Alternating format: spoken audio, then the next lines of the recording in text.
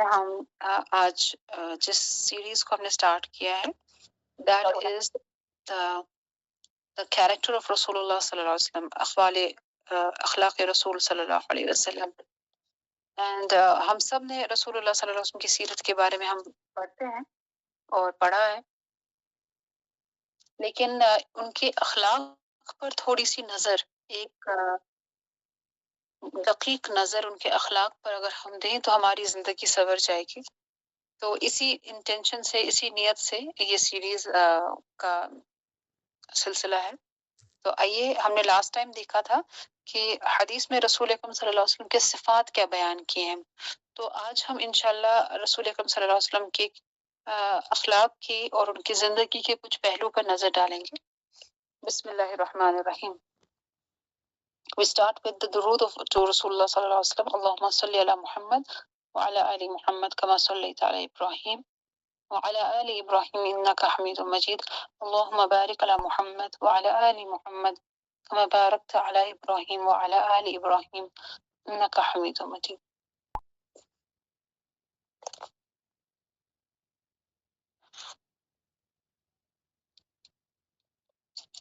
جب ہم رسول اکرم صلی اللہ علیہ وسلم کی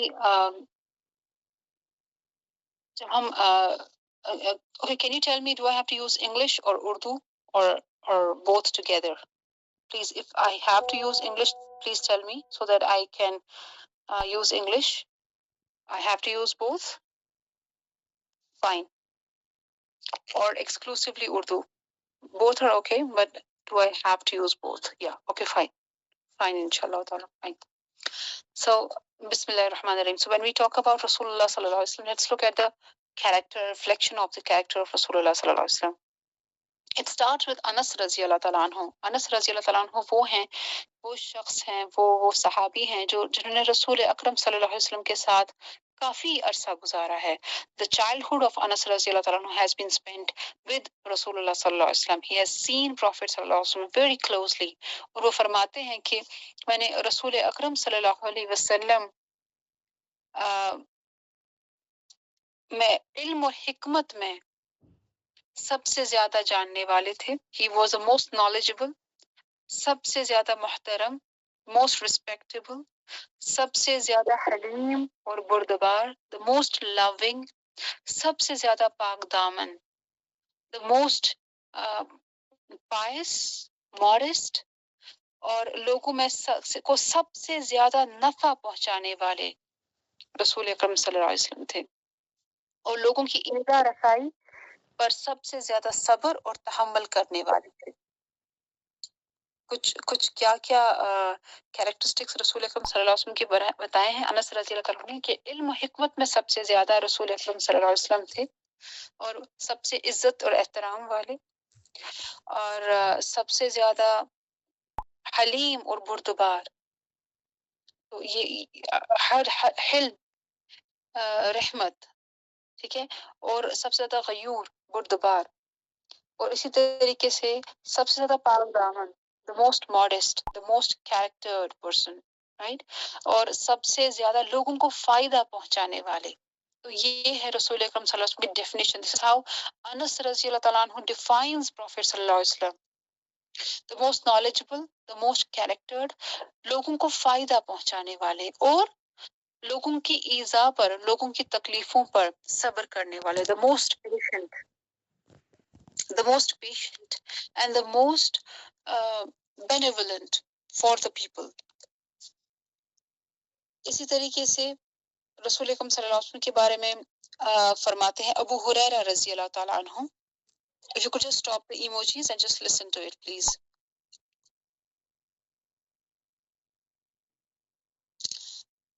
حضرت ابو ہریرہ رضی اللہ تعالیٰ عنہ فرماتے ہیں کہ میں نے حضور صلی اللہ علیہ وسلم سے زیادہ کسی کو خوبصورت نہیں دیکھا، اور اسی طریقے سے انس رضی اللہ تعالیٰ عنہ فرماتے ہیں کہ ایسی کوئی خوشبو میں نے نہیں سونگھی ہے، I haven't smelled anything like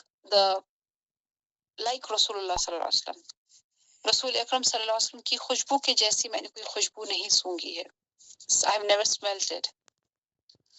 ان کے اخلاق کے بارے میں عائشہ رضی اللہ عنہ فرماتی ہیں کانا خلقہ القرآن، ان کے اخلاق قرآن ہے، ان کے اخلاق قرآن ہے۔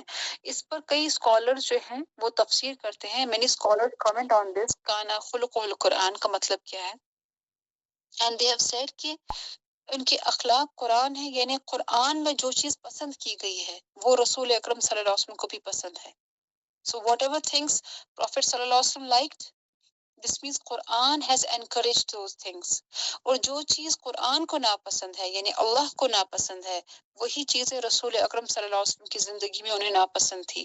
So that is an exact reflection، the prophetic life، the prophetic character is exactly the reflection of Raza of Allah، اللہ کی کیا رضا ہے، یہ ہم رسول اکرم صلی اللہ علیہ وسلم کے کیریکٹر سے سمجھ سکتے ہیں۔ جو چیز آپ صلی اللہ علیہ وسلم کو پسند تھی یعنی وہ اللہ کو بھی پسند تھی، اور جو چیز آپ صلی اللہ علیہ وسلم کو ناپسند تھی یعنی وہ اللہ کو بھی ناپسند تھی۔ So رسول اللہ صلی اللہ علیہ وسلم is a mirror image of Quran۔ The characters that we read in Quran about the people that Allah love، اللہ يحب الصابرین، اللہ يحب المتوکلین، اللہ لا يحب المفسدین، the people that Allah loves and the people that Allah hates، اس کا اگر آپ کو ریفلیکشن اگر ہم سب کو دیکھنا ہے we have to look into the life and character of رسول اللہ صلی اللہ علیہ وسلم، how he behaved، how he talked، how he smiled، how he carried himself، what he liked، what he disliked۔ تو exactly that is a reflection of what Allah likes، what Allah dislikes۔ تو ہم جب قرآن کو سمجھنے کی کوشش کرتے ہیں ہمیں رسول اکرم صلی اللہ علیہ وسلم کی سیرت، ان کے کیریکٹر کو دیکھنا بہت ہی زیادہ ضروری ہے۔ اسی طریقے سے آپ صلی اللہ علیہ وسلم کے صبر کے بارے میں ایسا ہے کہ رسول اکرم صلی اللہ علیہ وسلم نے کبھی بھی اپنی ذاتی معاملے اور مال یا دولت کے سلسلے میں کبھی انتقام نہیں لیا۔ اپنے ذاتی معاملے کے لیے رسول اکرم صلی اللہ علیہ وسلم نے کبھی انتقام نہیں لیا ہے، لیکن اگر اللہ تعالیٰ کی کوئی حلال کردہ چیز کو کوئی حرام کر دے تو اس کے لیے آپ صلی اللہ علیہ وسلم نے بہت ہی سختی سے اور بہت ہی اس کا انتقام لیا ہے، یعنی اس کا بدلہ لیا ہے۔ اپنے ذات کے لیے نبی صلی اللہ علیہ وسلم نے کبھی انتقام نہیں لیا، حتیٰ کہ جب آپ دیکھتے ہیں کہ جنگ احد میں آپ صلی اللہ علیہ وسلم پر حملہ کیا جاتا ہے، مسلمانوں کو شہید کیا جاتا ہے، رسول اکرم صلی اللہ علیہ وسلم کو انجور کیا جاتا ہے، ان کو ہی از انجورڈ، ہی از اٹیکڈ، اور ان کا خون بہ رہا ہے صلی اللہ علیہ وسلم، تو ان کی زبان سے نکل رہا ہے اللہم اہد قومی فانہم لا یعلمون، اے اللہ میری قوم کو ہدایت دے دیجیے کیونکہ وہ نہیں جانتے وہ کیا کر رہے ہیں۔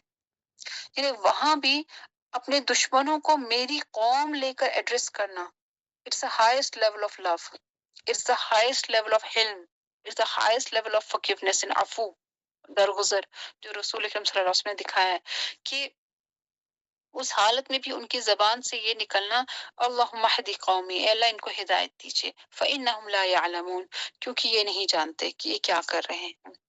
ایک اور روایت میں ہے کہ رسول اکرم صلی اللہ علیہ وسلم کی دعا کرتے ہیں اللہم اغفر لہم، اے اللہ انہیں معاف کر دیجیے۔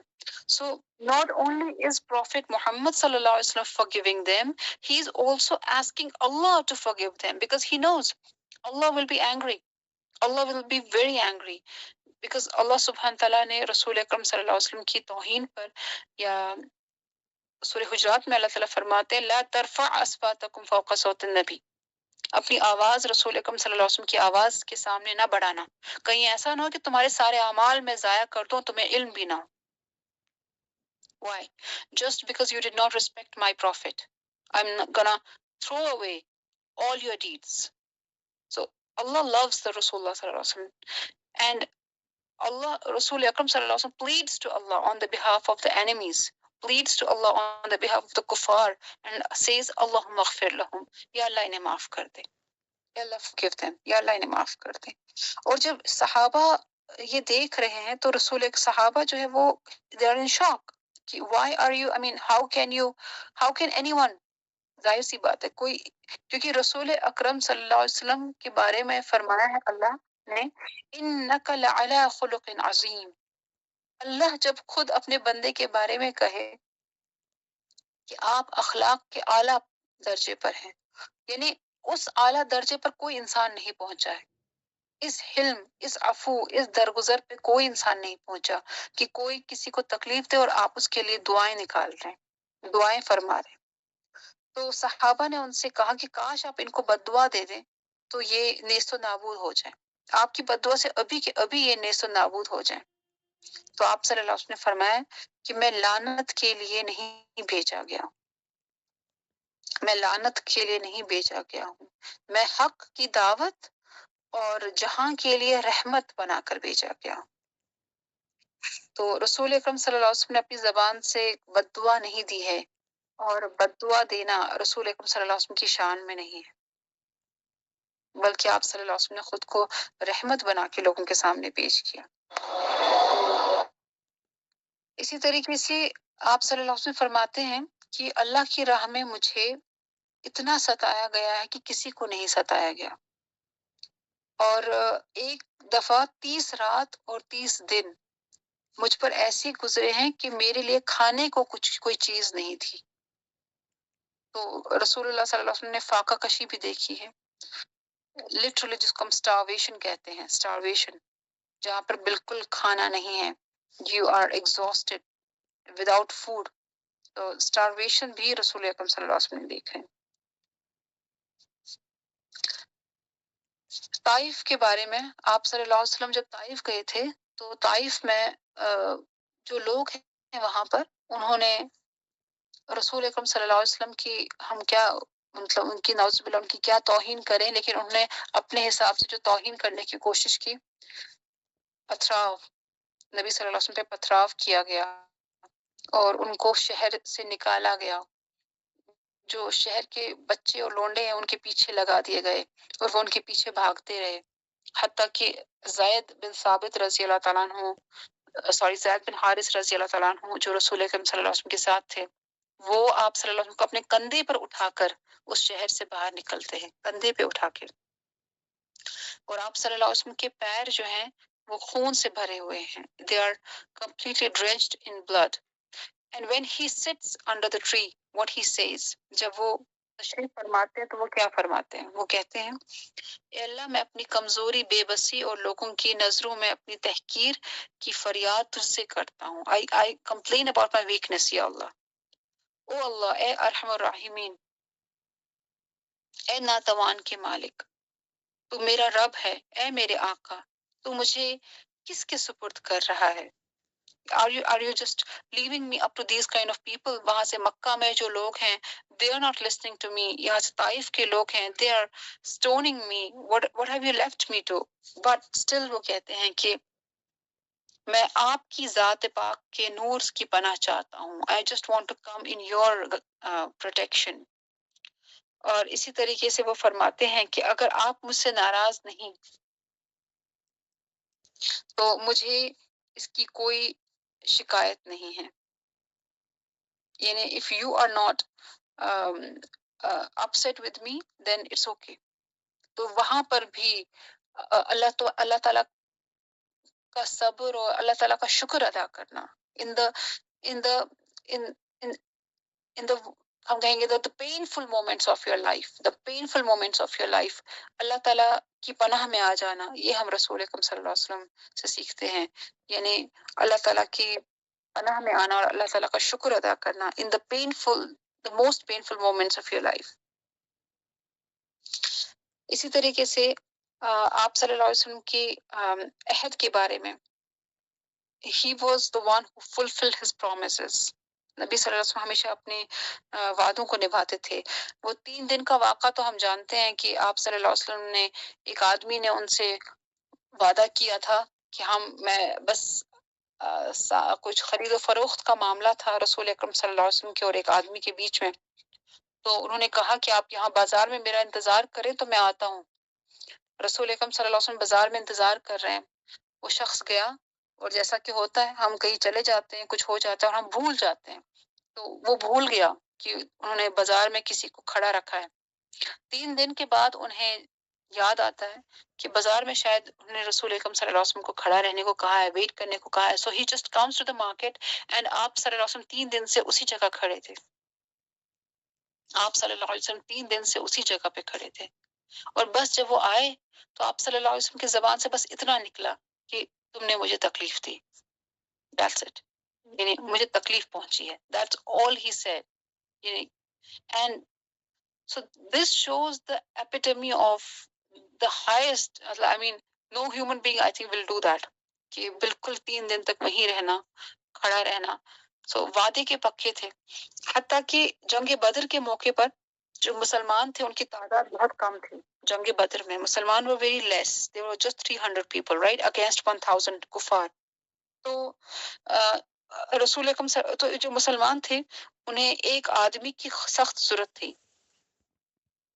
تو حذیفہ بن یمان رضی اللہ تعالیٰ عنہ اور ابو حسیل رضی اللہ تعالیٰ عنہ یہ نبی صلی اللہ علیہ وسلم کی خدمت میں حاضر ہوئے اور انہوں نے کہا یا رسول اللہ صلی اللہ علیہ وسلم ہم مکہ سے آ رہے ہیں, ہم نے اسلام قبول کیا ہے لیکن راستے میں ہمیں کفار نے گرفتار کر لیا تھا.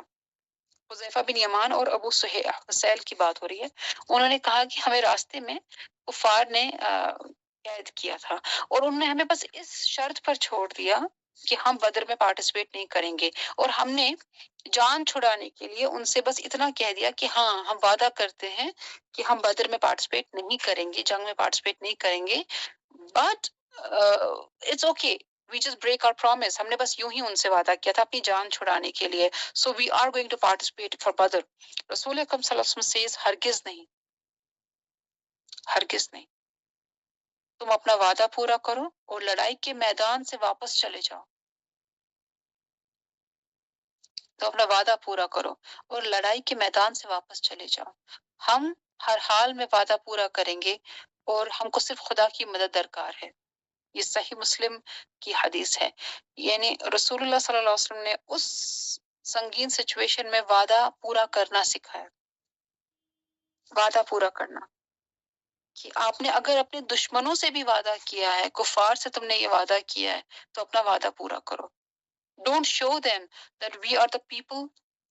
This is what was this? This was a reflection of Muslim, the values of Muslim. This was a reflection of the values of Islam. جب ہم لوگ کسی نان مسلم سے بات کرتے ہیں, یہاں پر ہم بہت بڑا ایک سلیقہ ہم سیکھ رہے ہیں اس حدیث سے. جب ہم کسی غیر مسلمان سے کوئی بھی معاملہ کرتے ہیں, ہزاروں معاملے ہوتے ہیں ہمارے, بزنس کے معاملے ہیں, کمیونیکیشن ہے, اینی معاملہ جو بھی ہم کرتے ہیں, وہ ہمارے ایک انسان کے اخلاق جو ہے نا اس کے معاملات سے پہچانے جاتے ہیں.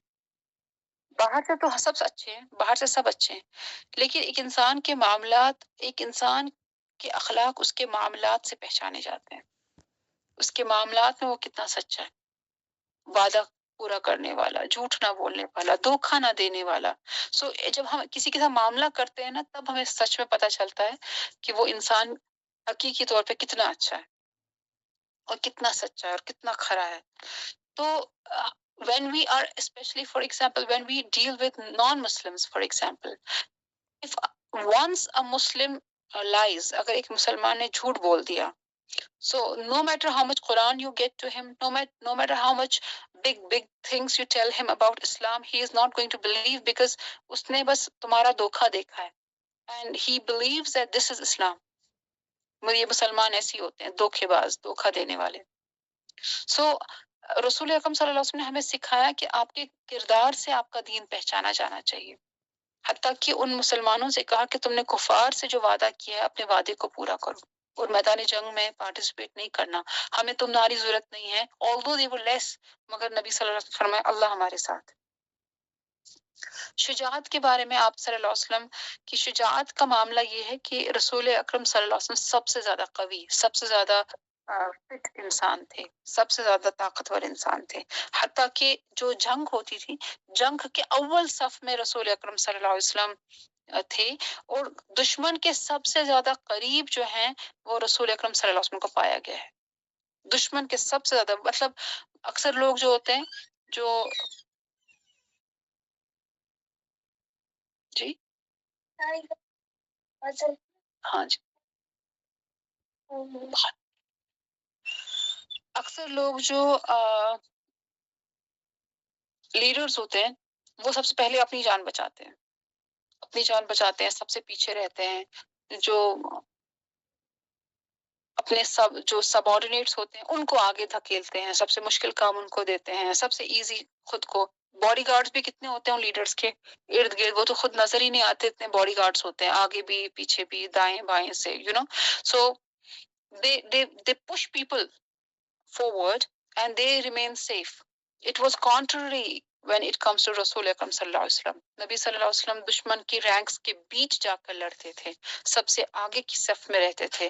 اور صحابہ نے فرمایا کہ ہم نے رسول اللہ صلی اللہ علیہ وسلم سے زیادہ دلیر، ان سے زیادہ شجاع ہم نے کسی کو نہیں دیکھا ہے. سو سخاوت، آپ صلی اللہ علیہ وسلم کی سخاوت کے بارے میں، ہاؤ اسپینڈ تھرفٹ رسول سوری ہاؤ ہم کہیں گے how much would he give in the way of Allah سبحانہ تعالیٰ، وہ کتنے سخی تھے. how much he would give in the way of رسول اکرم صلی اللہ in the way of Allah سبحانہ تعالیٰ. نبی صلی اللہ علیہ وسلم نے فرمایا ہے کہ مجھے گوارا نہیں ہے، I don't like that I have the mountain of the gold equivalent to the mountain of احد، مجھے احد کے برابر میرے پاس اشرفیاں ہو اور وہ میرے پاس تین ان کے ساتھ غصہ نہ کریں، کیونکہ وہ غصہ کرنا سیکھیں گے. کہاں سے سیکھتا ہے بچہ غصہ کرنا؟ ہم ہی سے سیکھتا ہے. یہ جو غصے کے جراثیم ہے نا، یہ ماں باپ ہی دے بچے کے اندر، یہ ہم انہیریٹڈ، جو بچہ ہوتا ہے نا وہ انہیریٹ کرتا ہے تمام ٹریٹس اپنے والدین سے. تو جو میں چاہتی ہوں نا میرا بچہ بنے، مجھے اپنے اوپر کام کرنے کی ضرورت ہے. لاسٹ بات بولوں گی، سلمان آصف ہے، ان کا ایک ERDC ہے، ایک پروگرام ہے، education and research development centre. Pakistan کا بہت بڑا سینٹر ہے، پوری دنیا میں وہ کورسز کرواتے ہیں. PTCC parenting and teaching certificate course کراتے ہیں. وہ کہتے ہیں کہ لوگ ہمارے پاس آتے ہیں پیرنٹنگ کورس کرنے کے لیے کہ ہم بچوں کو کیسے تربیت کریں. پہلی دن ہم ان کو بولتے ہیں کہ بچے کو بھول جاؤ، اپنی فکر کرو، پہلے خود کو بناؤ، خود کو ٹھیک کرو، اس کے بعد بچہ خود ٹھیک ہو جائے گا. اپنے اوپر کام کرنے کی ضرورت ہے ہمیں. With these words, I thank you so much for giving your time, and may Allah reward you. اور yes, inshallah, see you next Sunday with this another part of the series of knowing your Prophet sallallahu alaihi wasallam, Rasulullah sallallahu alaihi wasallam. Allahumma salli ala Muhammad wa ala ali Muhammad kama sallaita ala Ibrahim wa ala ali Ibrahim innaka Hamidum Majid. Allahumma barik ala Muhammad wa ala ali Muhammad kama barakta ala Ibrahim wa ala ali Ibrahim innaka Hamidum Majid. جاتے وقت بس یہی دعا کہ یا رب ہماری اس کوشش کو قبول فرمائے. یا رب یہ الہام بھی آپ ہی کی طرف سے آتے ہیں، یہ مواقع بھی آپ ہی کی طرف سے آتے ہیں، ہم سب گنہگار ہیں. یا اللہ آپ بس ہمیں سکھا دیں، آپ ہمیں رسول اکرم صلی اللہ علیہ وسلم پر عمل کرنے کی، ان کی سنت پر عمل کرنا سکھا دیں یا اللہ. اور ہمیں ان کی امت جیسا بنا دیں پروردگار، جیسا وہ چاہتے تھے کہ امت ہو ہمیں ویسا بنا دیں یا رب. اور ہمارے اندر ان کے اخلاق جس طریقے سے ان کے اخلاق تھے اللہ ہمارے اندر ہی وہ ڈال دیں. کہ اللہ آپ رحمان ہیں، آپ نے ہی رحمت للعالمین بھیجا ہے، آپ ہمارے دلوں کو بھی اپنی رحمت سے بھر دیں پروردگار. ہمارے دلوں کی تمام بیماریوں کو اس کو شفایاب عطا فرما دے پروردگار. اے میرے اللہ آپ شافی ہیں اللہ، ہمارے جسمانی امراض بھی آپ شفایاب کر دیں اللہ، اور ہماری روحانی امراض بھی شفایاب کر دیں اللہ، جس کا علم صرف آپ کو ہے پروردگار. ہم آپ سے مانگتے ہیں یا ارحم الراحمین، آپ ہمیں حسن اخلاق عطا فرمائیں پروردگار. آمین یا رب العالمین. السلام علیکم و رحمۃ اللہ وبرکاتہ.